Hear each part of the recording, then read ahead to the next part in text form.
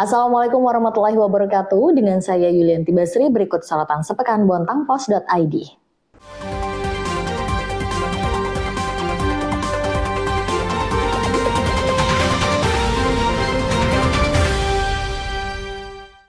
Basri Najira kembali melakukan mutasi, 8 kepala OPD dirotasi, 7 lurah juga ikut berganti. Sejumlah kepala OPD di lingkungan pemerintah Kota Bontang berganti. 1 orang menempati jabatan baru sebagai staf ahli. Sementara 8 kepala OPD dirotasi. Kepala OPD yang berganti yakni Rafida kini menjabat Kepala Dinas Pemuda Olahraga dan Pariwisata. Posisinya sebagai Kepala Badan Pendapatan Daerah digantikan Syahrudin. Sementara Ahmad Asnem dari Dispopar kini menduduki posisi Kepala Dinas Ketahanan Pangan, Perikanan, dan Pertanian. Selanjutnya, Bahaudin menempati posisi sebagai staf ahli bidang ekonomi dan keuangan Sekretariat Daerah. Moholis Edi Prabowo sebagai Kepala Dinas PUPR Kota Bontang, dan Usman menempati posisi Kepala Dinas Perumahan, Kawasan Permukiman, dan Pertanahan. Sedangkan Kepala Dinas Kesehatan diduduki Bahtiar Mabe. Dia bertukar posisi dengan Dr. Tutu Pribadi Ekowati yang kini menjabat Kepala Dinas Sosial dan Pemberdayaan Masyarakat. Selanjutnya, Edi Foreswanto dipercaya menempati posisi Dinas Pemberdayaan Perempuan dan Keluarga Berencana.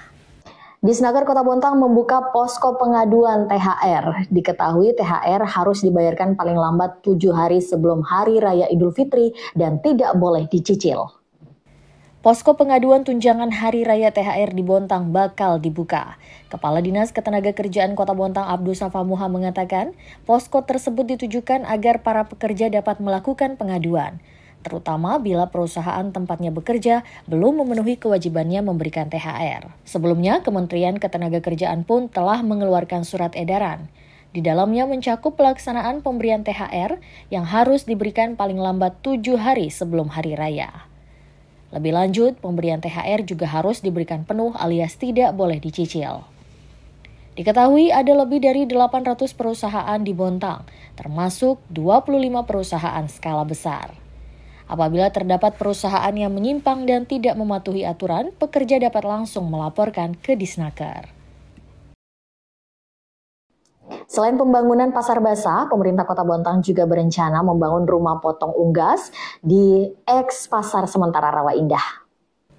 Selain pembangunan pasar basah, pemerintah Kota Bontang juga merencanakan pembangunan rumah potong unggas di Bontang. Sejatinya setiap pasar harus memiliki rumah pemotongan unggas, namun belum ada pasar di Bontang yang mempunyai bangunan tersebut. Pembangunan ditujukan agar proses pemotongan unggas dapat diawasi, terutama agar menghasilkan daging ayam yang bersih dan aman untuk dikonsumsi masyarakat melalui proses pemotongannya. Selain itu, terdapat pula tata cara dan syariat pemotongan yang diatur oleh agama tertentu. Oleh sebab itu, petugas jagal pun dibekali dengan pengetahuan dan mendapat rekomendasi untuk melakukan pemotongan. Pembangunan tersebut masih dalam tahap perencanaan tahun ini. Adapun rumah potong unggas dibangun di eks-pasar Taman Sementara Rawa Indah. BKSDA Kaltim belum menerima pengajuan izin pengelolaan kandang buaya Rizka, sehingga hingga saat ini buaya Rizka belum bisa dipindahkan ke Bontang. Balai Konservasi Sumber Daya Alam BKSDA Kaltim belum menerima surat pengajuan izin pengelolaan kandang buaya Rizka. Hal itu disampaikan Kepala BKSDA Kaltim Ari Wibawanto. Ia menyebut belum melakukan kegiatan kajian apapun, mengingat belum diketahui mekanisme pengelolaan seperti apa yang akan ditempuh. Menurutnya, apabila bentuknya berupa lembaga konservasi, pihak mana yang nantinya mengajukan pengelolaan tersebut? Bisa jadi pemerintah kota, provinsi, pemilik lahan, atau pihak lain. Selanjutnya juga harus dipastikan kesiapan untuk mekanisme yang akan diambil. Jika belum ada pihak yang akan bertanggung jawab, BKSDA Kaltim pun tidak dapat melakukan kajian bahkan memindahkan buaya Rizka.